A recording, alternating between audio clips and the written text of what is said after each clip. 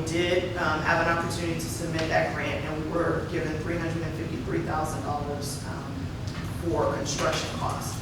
Now, in our budget, we have about $388,000 this fiscal year budget, if you look at that, but because we were paying for the engineering costs for that. And so Borchers is also under design right now, and it's hoped to be done by the fall of this year. The next project was a slurry seal of streets.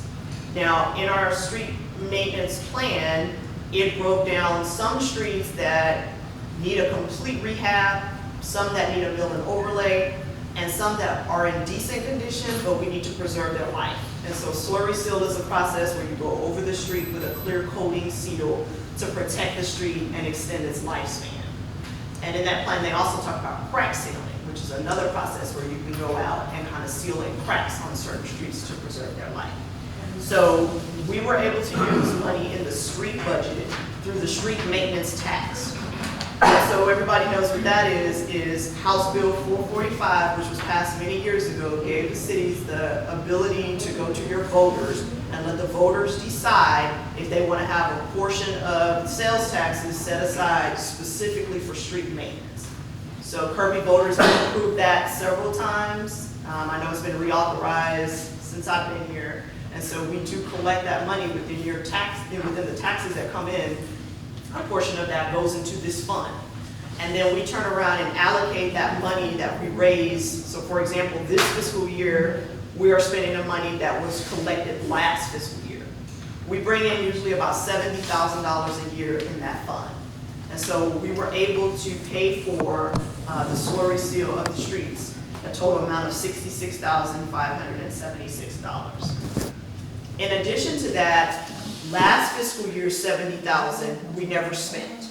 And the reason we did not spend it was because it got late in the fiscal year. The project had not been completed. Ben Zingelman was still ongoing. So we came to council during budget and asked, can we move that $70,000 to next year? So that way we had double the funds this year, but it's technically 2 fiscal years worth, so we were able to do 2 projects with that money.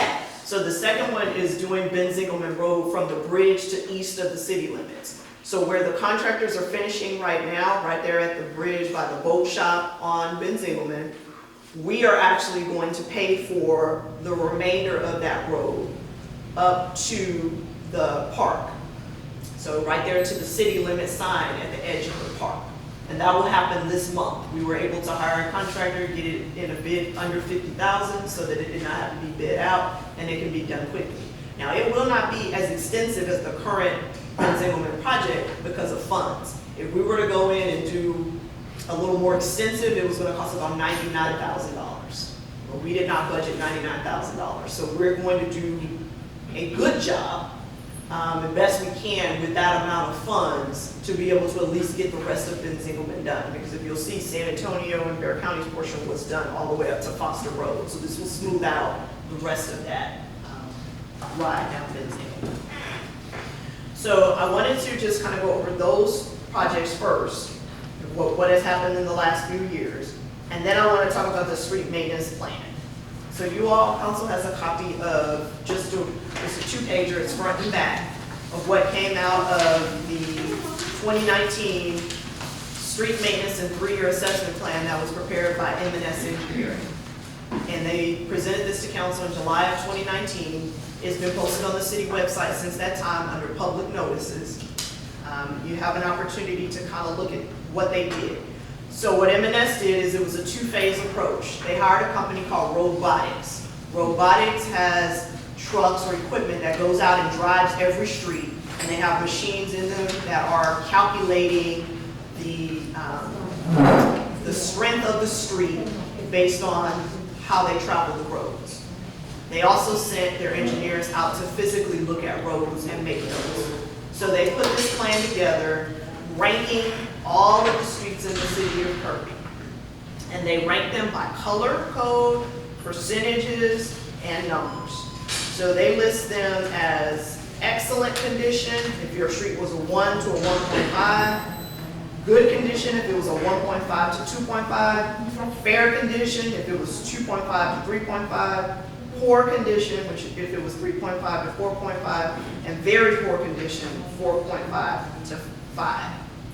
And in the back, they listed it both alphabetically and by street condition so that you know where the streets rank. And then they gave us a 3-year maintenance plan associated with this assessment. They only did 3 years because they put costs attached to them. And after 3 years, your construction costs are most likely going to change because of materials and labor and so forth. So it didn't make sense for them to do a 20-year plan. So they did 3.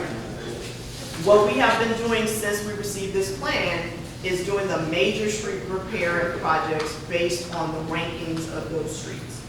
And in addition, trying to accomplish the smaller things like the crack sealing and the slurry sealing.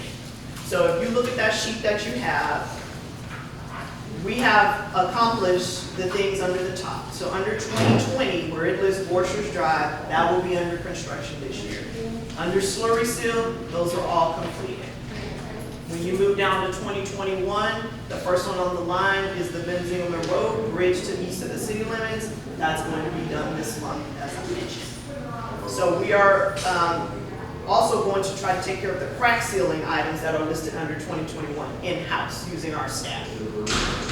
So now where we are is at a point where council will need to make a decision on what the next CDBG project application is going to be. CDBG project call for new applications to be able to do next year opened up this month. I'll be attending a workshop on Tuesday, and then applications will be due, I believe it's April 7th or 8th. So we need to decide, do you want to continue following the street maintenance plan that we had paid to have put together and go to our next street? Or do you want to select another qualifying street for the CDBG application? We don't have to do that today, but that's just, something I want, to keep in mind is that if we're going to try to follow this, what we do is we look at what's next. And for example, Alan Shepard from Swan to Ben Zingelman is the next street listed. It's a lower cost estimate, $131,950. So it may not even qualify. We'll have to look at the map and see if it's in the low to moderate income. And then, or you may want to look at one of the more expensive streets, which are actually not paved until 2022, for example, Swan Lane from Springfield to French C for $240,400 estimate. So that's just something to think about down the road.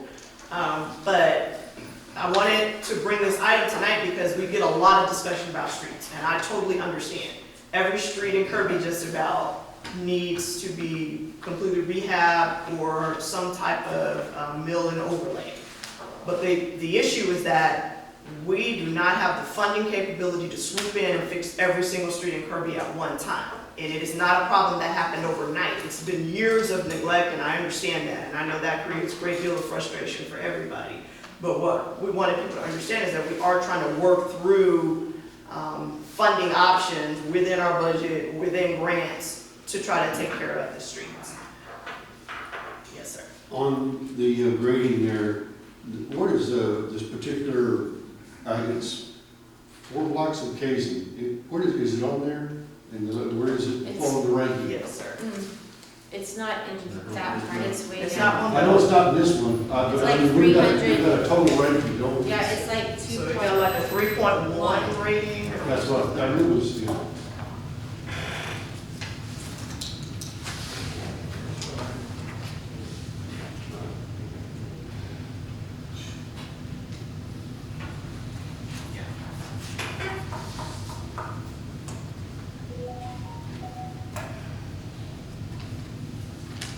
So that means basically you're saying M&S decided that Case is not way down, not even a priority. Right. Well, it wasn't up for those next few years because it is listed as a yellow street, fair condition, based on the percentage of ranking here. When did they break this? Ma'am, I'm it's sorry. not open for the public. Okay. I'm sorry. I'll call tomorrow. Dr. Monique, can you answer that question about what the rating is?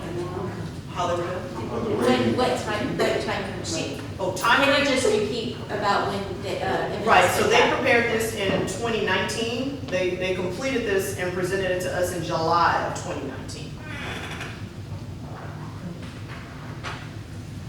That was M&S, right? Yes. Well, the only thing that, and I understand exactly because I have a couple of friends that live right there. And I would concur with the half that was completed would break that. But the area that they're talking about, honestly, it's like 180 degrees difference. And that's what I'm having trouble with because really and truly, that street is almost split in half from one end to the other. And I think it's the west end from, what's that cul-de-sac? 5130. Yeah, 5130 going east. Autumn Lane. Yeah, going east. Autumn Lane. Yeah. Towards Autumn Lane. Towards, yeah. And it's not that we, here's the thing, I can't get it, but we have to take the worst first, and that's kind of the way it is. It's not an excuse, it's an explanation. well, we don't necessarily have to. That's But what we we're can he's go with saying. something else I that's mean, right. that's just what that's what Right. M&S engineering suggested, but it's not necessarily what the council has to do. That's what Right. she's asking. Do you want to, not necessarily tonight, but do you want to continue with the plan that was given to us by the engineer and what they suggested? Or do you start picking and pulling each street?